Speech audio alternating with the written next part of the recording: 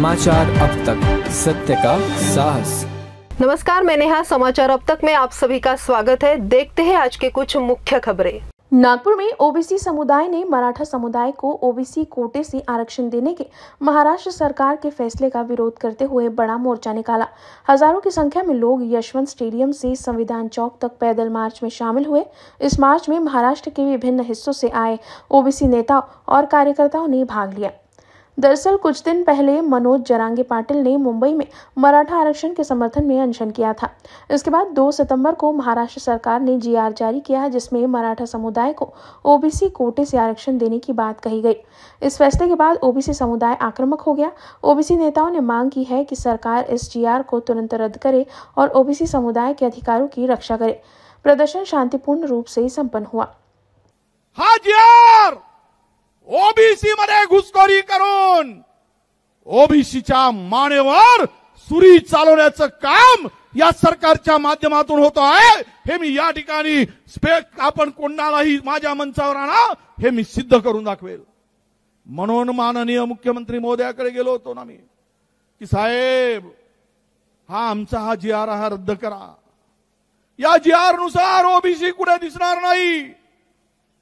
जेवढ्या रिक्रुटमेंट होत आहेत तुम्हाला सांगतो मान्यवरांनो, विदर्भामध्ये जेवढ्या जागा भरल्या जात आहेत त्यातील ओबीसीच्या सर्व जागा या मराठवाडा आणि पश्चिम महाराष्ट्रातील मराठा समाजाने घेतलेले ओबीसी प्रमाणपत्र आहेत त्यांची निवड होत आहे। स्थानिक एकही इथे नोकरीवर लागत नाहीये।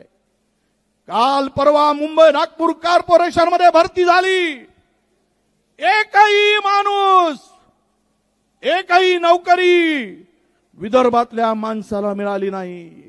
आमच्याकडे जेवढे कृषी सहाय्यक आलेत, माहिती काढा, जिल्ह्यात तालुक्यात एकही माणूस आपला नाही। नोकऱ्या संपवून टाकल्या जात आहेत आणि मोठ्या समाजाला हे सर्व आरक्षण दिलं जात आहे। अरे आम्ही महाराजांनी छत्रपती शिवाजी महाराजांचं नाव घेतो।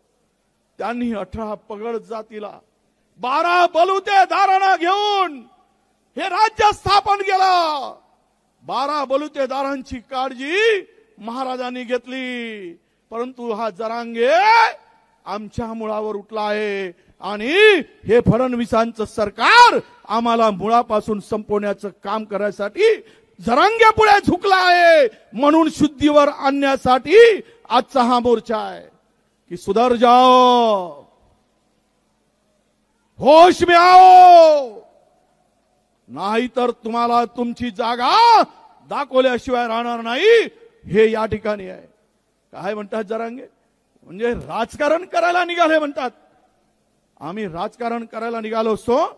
गेली 15-20 दिवस सातत्यानं ओबीसीच्या लोकांना हे समजावून देण्याचं काम आम्ही करतो। अरे इथे कोणाचा तरी फोटो आहे का? कोणत्या नेत्याचा फोटो लावलाय? वडेट्टीवारांचा फोटो कुठे दिसला? अरे आमदारकी गेली खड्ड्यात। माझ्या 372 जातीवर अन्याय होत असेल तर वडेट्टीवार उतरणार मैदानात, कशाचीही पर्वा करणार नाही, कशाची चिंता करणार नाही। सत्ता पद हे आज आहे, उद्या नाही आहे, पण ओबीसी बांधवाचं संरक्षण करणं, त्यांच्या हक्काचं संरक्षण करणं हे आमचं पहिलं काम आहे। म्हणून मी मैदानात उतरलो आहे। माझे सर्व सहकारी मैदानात उतरले आहेत।